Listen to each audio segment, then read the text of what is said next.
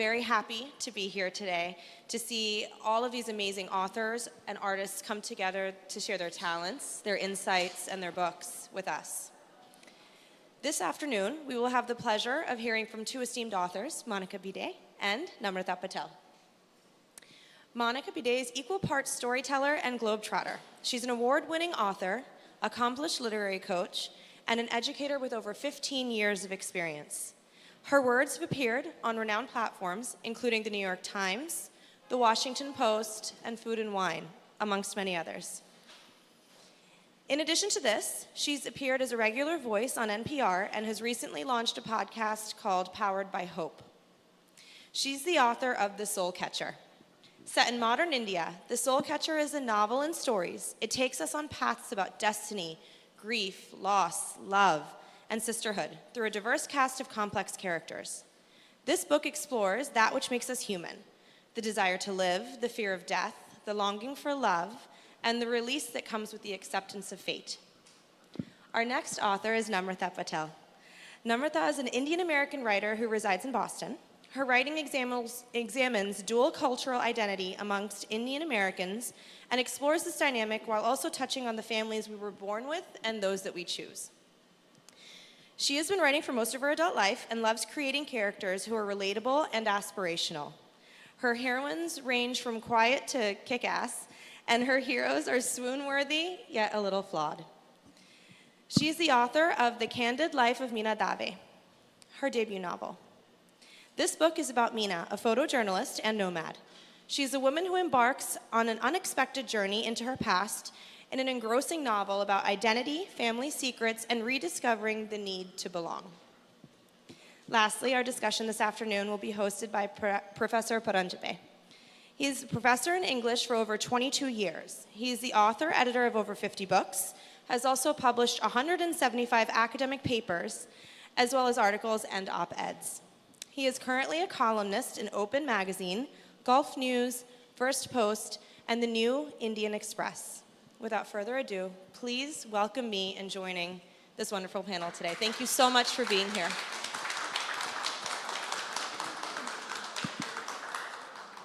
Thank you very much. It's wonderful to be here this afternoon. I'm very grateful to IAAC for this panel and this opportunity. And I can tell you I've been to many literary festivals. One thing she forgot to mention is I'm out of India. I'm out of New Delhi, in fact, and I teach at the Jawaharlal Nehru University, JNU. So I want to say that I've been to many, many literary festivals, but this one is a lit fest with a difference. It's very high quality, the discussions are serious, I've learned a lot, and there's very little pretentiousness here. So thank you for this opportunity. You know, all of the IAS team, but certainly to Rakesh Bhai, who took some extra trouble to get me here. Thank you. So without further ado, I want to mention, first of all, that these are two extremely gifted writers we have, and the books are very different. So before I ask each author to say a few words about their books, I just wanted to contextualize diasporic writing, because that's one of the mandates. This is also an extremely unusual book. It's actually a baker's dozen of, you might call it short stories or independent stories, not independent, semi-detached, woven together, connected to two important figures in the book who are in their own way soul catchers. By the way, soul catcher is actually an idea that comes from the Native American tradition. They have amulets and healing rituals for people who can, as it were, connect with souls which have gone over to the other side. Anyhow, so there are two sisters, Yamini and Damini. Yamini means the night and Damini means lightning. So one is someone who gives a passage to people who are about to die to the other side. And the other one, Damini, someone who can heal people in great pain.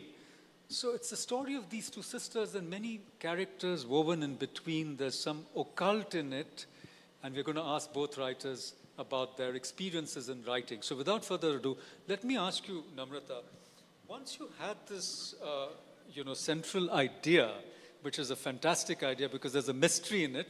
She has to discover who her natural parents are. How did you go about crafting the book and developing and fleshing out this main idea? Yeah, there were a lot of themes I wanted to explore in this, right? So one of the it always starts with a heroine for me, like who is this person? And I wanted to write about community and a sense of belonging in the context of diaspora, like because I grew up Indian American, you straddle East and West, and my family came in the 80s, so they brought India of the 80s, and India has obviously progressed, and Indian Americans of my parents' generation took a little slower to progress, right?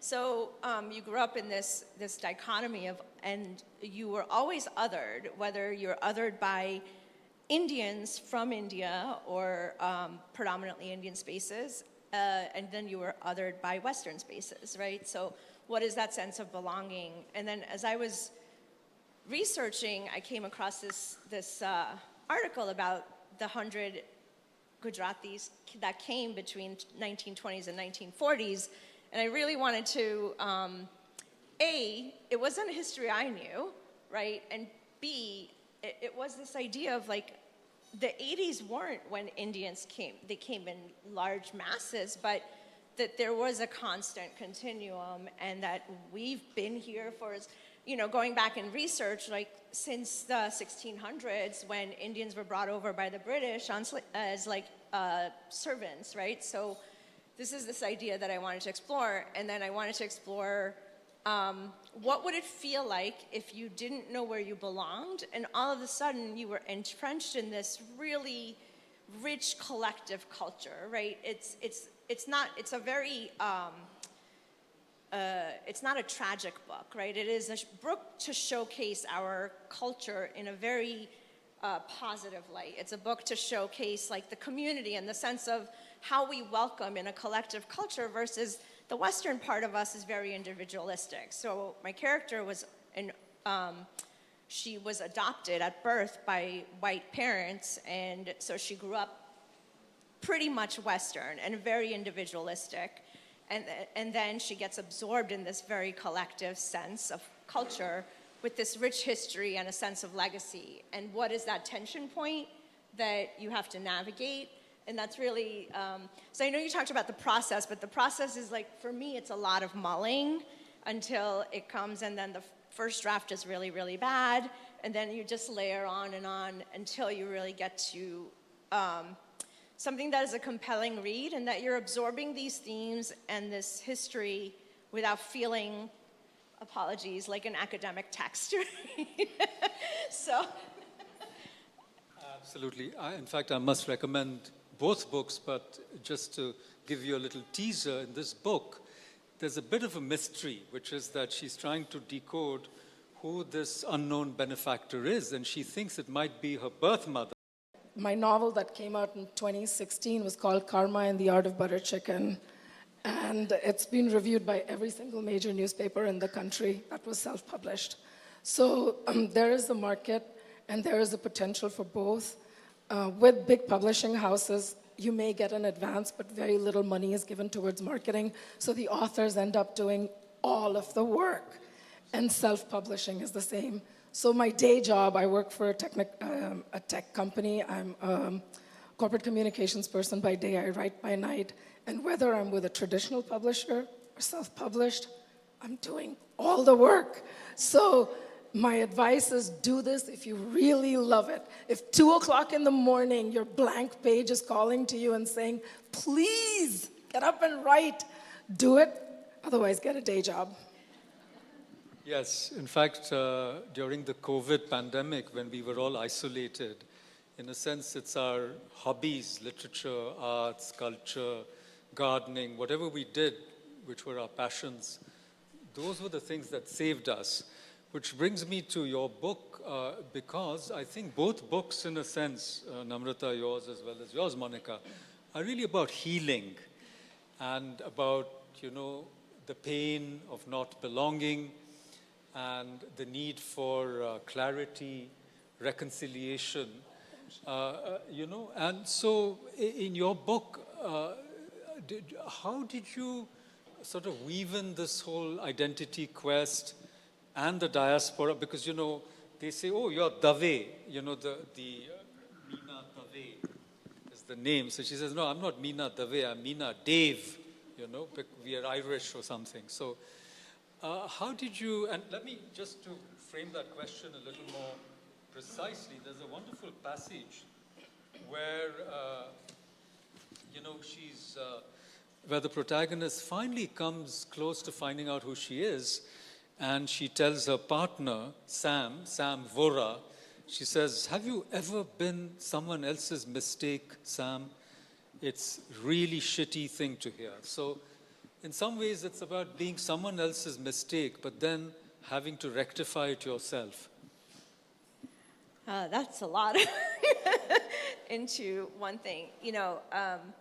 Identity is something, particularly when you live hyphenated lives, Indian American, Chinese American, and particularly if it's East-West, you're going to grow up questioning your identity in some way, space, sense of form. And for me, it started very early because when we came here, I was born in Ahmedabad, but came here when I was 8. So we were predominantly in a Spanish community, right? So brown. And then we moved to a predominantly white community. And so you're always trying to straddle where you fit in.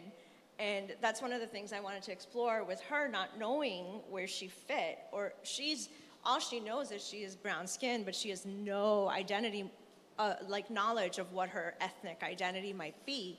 So it is this idea of, and at the start of the book, she's given up. She's just sort of like, I don't belong anywhere or to anyone. She's an orphan, so she just lives this nomadic life, and she's given up the search for identity. And that carries a weight on you, because every time you have unanswered questions, you're sort of, because they're unanswered, there's sort of a weight on you until you find some sort of answers. So I wanted to see what that process of healing would be like for her in this way of discovering a sense of place, a way of discovering a sense of family. And it doesn't always sort of have to have this arc of like, oh, ta-da, now I know who I am, right? Because the more you know, then the more questions arise. And that was the process of the book. And even towards the end, there's still a lot of questions that remain because the timeline for my book is about 6 months, I think. So it's this idea of like, you can't really know yourself in 6 months. You just get some answers. And it's not necessarily self-referential in that my character is nothing like me, but it is these questions that are always, I've known what my identity is, I just didn't know like what different places were mine versus where I was othered, right? So you talk about doctor, computer engineer. I think my parents saw my high school grades and were like, this one's going into business. So my day job is in marketing. It is this whole idea of like, okay, I'm not going to be a doctor. I can't really do blood. My sister's here. She's an architect, science, and it's just, so it's this exploration that you constantly do, and I wanted to do it in the course of this story. Yeah, of course, her slowly accepting that apartment is also, earning a sense of belonging from being a nomad. So the place, in a sense, becomes symbolic or representative of finding yourself, because, from being, Jhumpa Lahiri has a book called Unaccustomed Earth, and in King Lear, there's a line when Lear is out on the heath, unaccommodated man. So finally she gets accommodated, which is a form of healing. And coming to your book now, Monica, characters in your book are out of place, not because they're out of place in this sense, but they have special abilities and gifts. Yeah. And everybody's so harsh and mean to these gifted individuals. And these are, in a sense, occult abilities to heal. There's a character called Angela, who's in a nun's habit, but she's not a nun. She is in that dress only to protect herself because she can see the black spots on people's sort of, you might call them spirit bodies or subtle bodies. because she can detect illness before it develops. And then her mother and others want to make her a money-making machine, for example. So I'm saying it's like people who have gifts are marked, for special punishment by society. Well, I think we're, I think we're terrified of things we don't understand. So this character in particular that he picked, Angela, it's very interesting. In India, we know about people who can read auras. That happens all the time. So when I was working on this particular character, I was struggling. So the idea behind this character was, can someone, have you guys heard of cancer-sniffing dogs? Yes? Okay, so that was the idea. Can we have a human who can look at somebody's aura and say, there's something wrong with your knee. I don't know what it is, but I see some darkness in your knee. Is that possible? So now this is a true story, and I will sign my name to it. So I am outside my house because I'm struggling with this character. I'm pacing. I tend to pace when I can't figure something out. Pacing. My neighbor, whose name is Katie, across the street, pregnant, 9 months pregnant, comes down. What's the matter? I don't know, I'm writing this crazy book, and I have this character who can see people's illnesses, but it doesn't seem real. I don't really know what to do. And she says, my college roommate could do that. I was like, no, there's no way. Like, this is so far out. I mean, he's even calling it a cult. I'm like, there's no way. And she's like, do you want to talk to her? And I said, yes. She said, okay. So she called her. She didn't give me the number. Woman's on the phone. And she's very, careful and you can tell she's got an edge to her. She sounds angry. And I said, can you really do this? And she said, well, I don't know. She said, when I was younger, I thought it was a cool game. Like, I could see somebody walking on the street and see, it looked like something gray was on their arm, just like a little discoloration. And then I started pointing out to my family, and they were people who were getting sick. And I said, but that's a gift, right? Couldn't you work with a doctor's office? I mean, people have psychic abilities. They can tell you who you're going to marry. Isn't it great? You can tell somebody if they're sick. And she said, I'm going to tell you one last thing, and then I never want to talk to you again. And I was like, okay. She said it was a curse and not a gift because she couldn't be around children. She said every time I went to a playground, every time I went to the pool, I could see little kids, and I would try to warn the parents, and they would get angry. Who do you think you are? This is stupid. Are you some kind of a witch?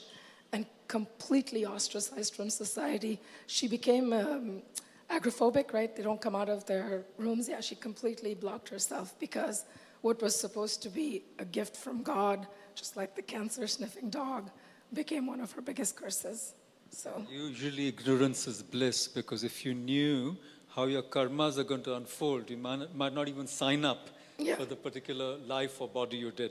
But I'm going to bring you back to earth a little bit. And what is the point of that?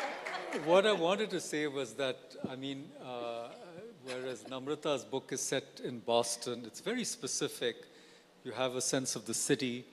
Your book is set in India, but it's not very recognizable. You have places like Shahjahanabad, but it's very abstracted. You have malls, and you have things that in the book which are not there in India, and housing complexes, guards.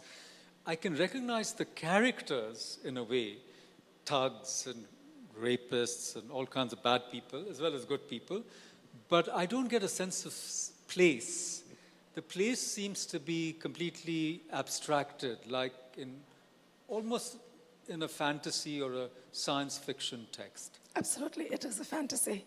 It is absolutely a fantasy. I wanted to keep the story very specific on the characters and their abilities and their experiences.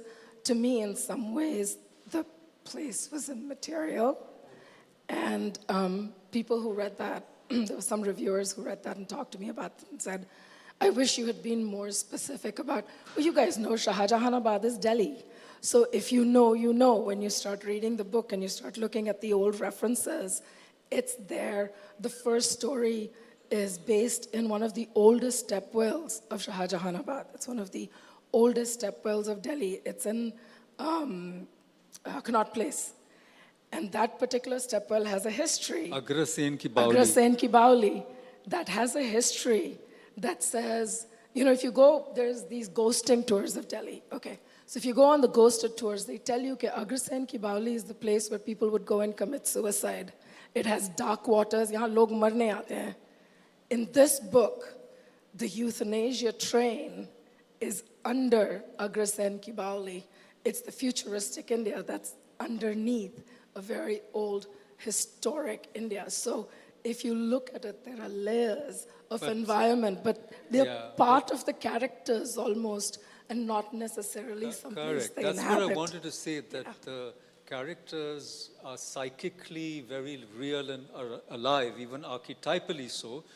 But the sense of place, the rootedness in the ground doesn't come through, because actually Shahjahanabad is that old city. Old Delhi. Yeah, not so. Agrasen ki Bauli is in New Delhi, and Mehroli is another city, Kotla, anyhow, it doesn't matter. So what we're going to do now, before I throw it open to the audience, is to invite both authors to read a brief excerpt, just 2 minutes, if you don't mind. So we'll start with you. We'll give your throat a rest, and then you have the last. I may have one of my friends come and read it, because I...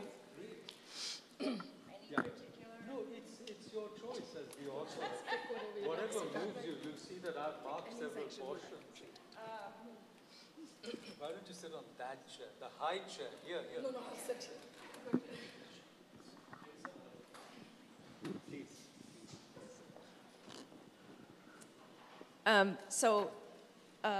Professor mentioned that Meena discovers these notes throughout the house as she's discovering herself. So I'll just read a series of notes.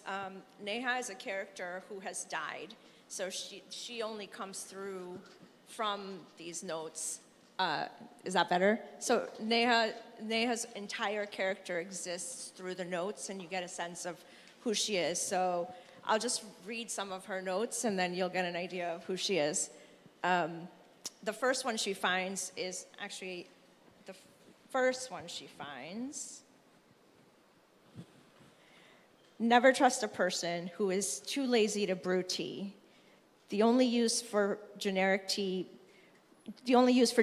bags is to reduce puffiness around the eyes. If you drink this stuff, I don't want to know you. The second note is, I'm a lexicographer, a mouthful of a word, one that doesn't quite roll off the tongue, not like chef, cop, maid, judge. I write dictionaries. I keep a record of our ever-evolving language. I like knowing that what I document, what I write, can be read long after I'm gone. I have no children, only words I spend my life defining. And then I'll just read one more. My husband left 3 days ago. I haven't gone to look for him. In fact, I wish him well. We did not suit, married only because we had both been given into societal convention. He was constantly seeking happiness, an elusive, subjective, situational concept. He's a regular sort of person. I use the present tense because I do not believe he's dead. I suppose I should start at the beginning, but to what end? That is a fun sentence. I could parse it out. It should not make sense, yet it does, because of the English language is fluid and alive. So. May I request you to read, wonderful, may I request you to read one more where she talks about not having love, but learning to live without love. And that's the kind of moment of reckoning for Meena, the protagonist, that how terrible it is to be lonely and not have love.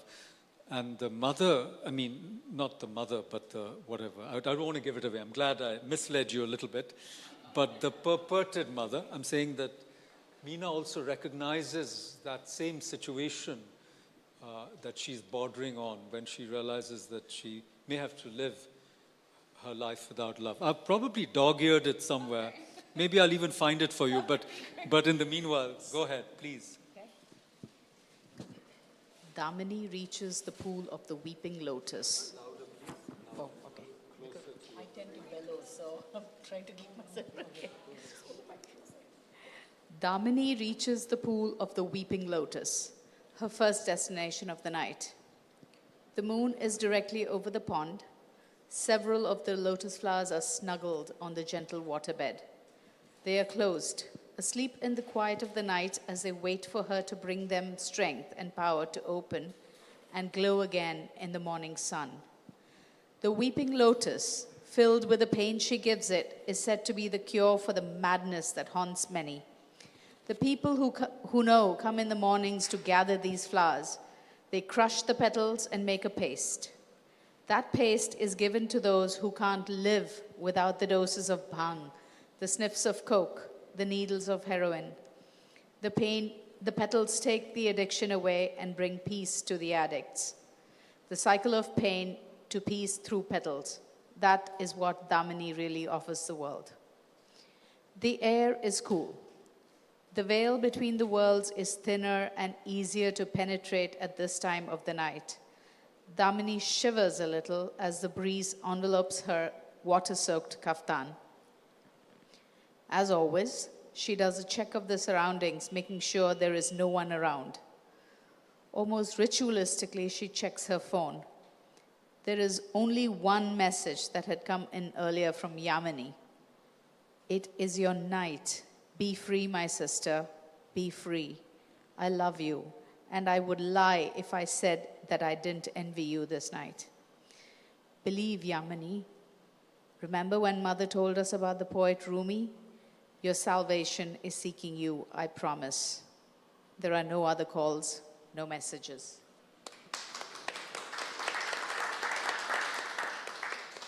It's a very nice segue to this passage, which is also about love. I do not know the meaning of love. Even its definition is abstract. Strong affection based on kinship.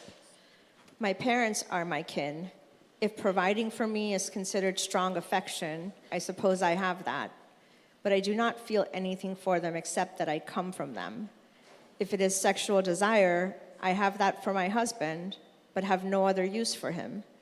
What does it mean to hold someone dear?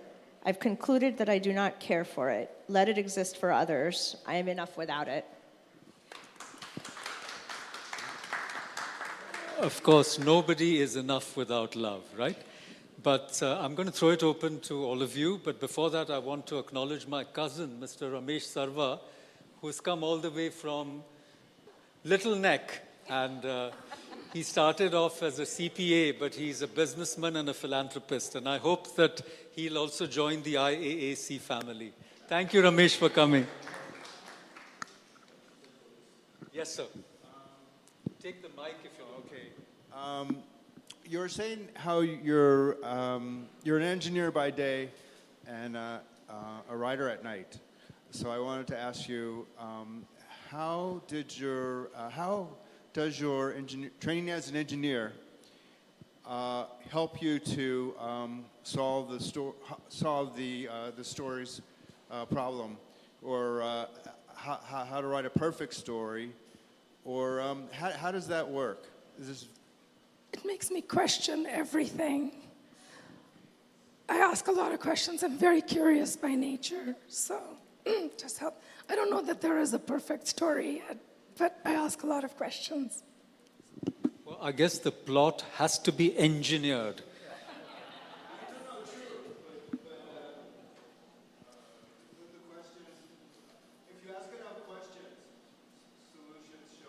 Absolutely. Absolutely, it helps in plotting. You know, like with the question of the soul catcher, can this happen? You take that thread down, keep going until you can no longer answer the question, and then go back and do it again. And so I did it for all the characters. The other thing that I've done is that every single character in all my books, this is a very engineering brain, has a character profile. I can tell you how they vote. I can tell you who they would marry. I can tell you if they're crossing the street and there was a bus coming, would they save their husband or their wife? Like literally, that much detail. So if you have that much detail about your characters, then you put them in a room and let them talk to each other and play, and the story gives birth, right? the hardest part is understanding your characters, because otherwise you don't know what their reactions would be. So that's maybe my boring engineer brain.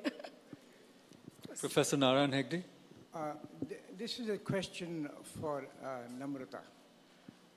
At least in the beginning of your novel, the protagonist, first-person narrator, seems to be quite comfortable in her skin, in that she feels that she was loved by her adoptive parents. But it's only when she inherits this apartment, the quest for her identity is sort of forced upon her.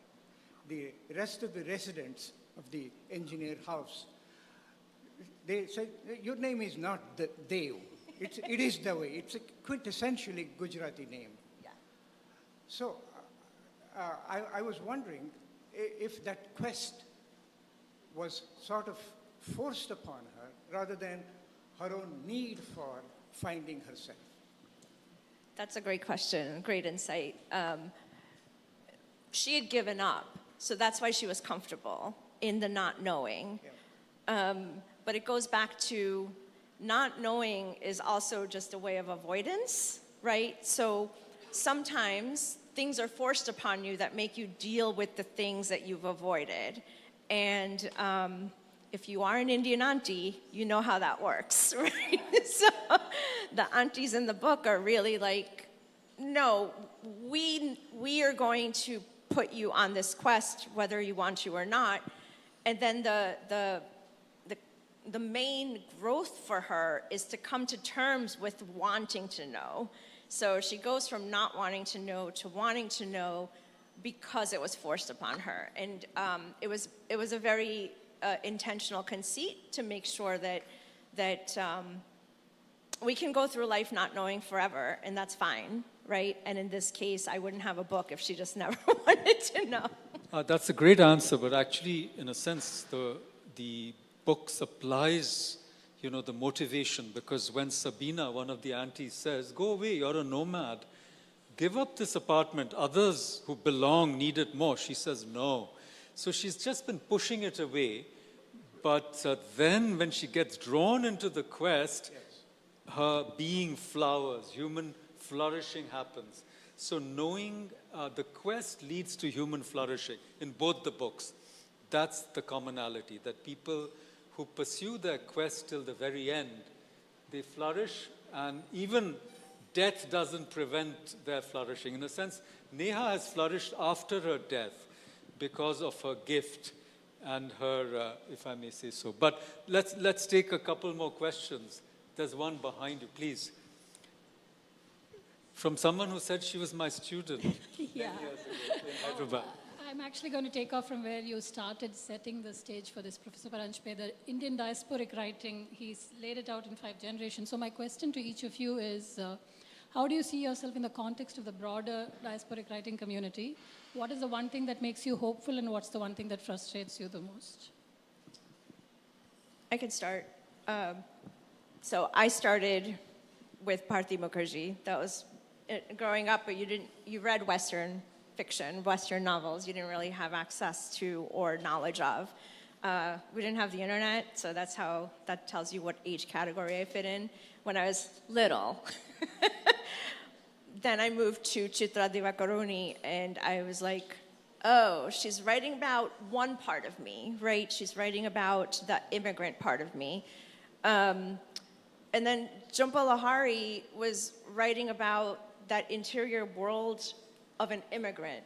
But by the time I read Jhumpa Lahiri, I'd fully moved away from that immigrant sensibility.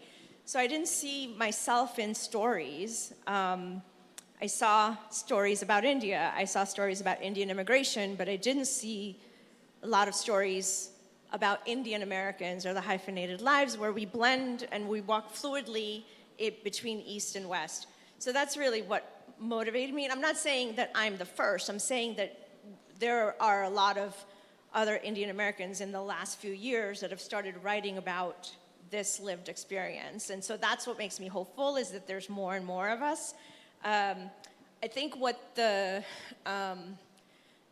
I don't think there's a downside, but I think what's challenging is whose voices get told, right? Because there's a certain amount of privilege in certain from people who've migrated from certain parts. Most of us who migrated here came from like wealthy backgrounds, wealthy families, and we get to tell our stories. And then there are a lot of different experiences of Indian Americans who don't get to. So I want more and more so that Indian culture in the Western world does not stay a monolith. It's not just Bollywood. It's not just mythology. It's not just, immigration. That there are layers to our stories, and we should have as much representation as the Western world does. Excellent. I can't follow that up, especially with this voice. My inspiration has always been Chitra Banerjee. She blurred my first set of short stories.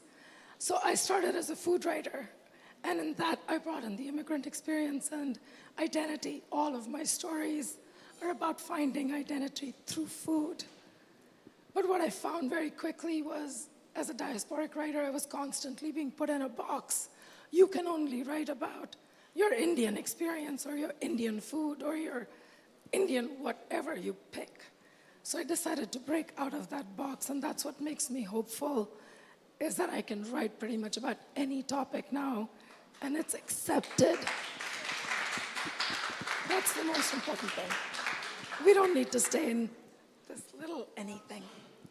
I think that's a great note on which to end. I believe that there is a new subjectivity, a new consciousness that is now available, and new modes of self-expression, publishing, distributing, and therefore the space in which to be ourselves in a more authentic way. In both cultures, the crossover experience is not so traumatic now. It's not the loss of the home and the struggle with the host country. I think there's a much greater flexibility and possibility, and I think that's something to celebrate. And once again, I want to thank IAAC for furthering that sense of ease and comfort with being in our own skins, wherever we are, whether we are in New York or in San Francisco or in London or in India. Thank you all very much.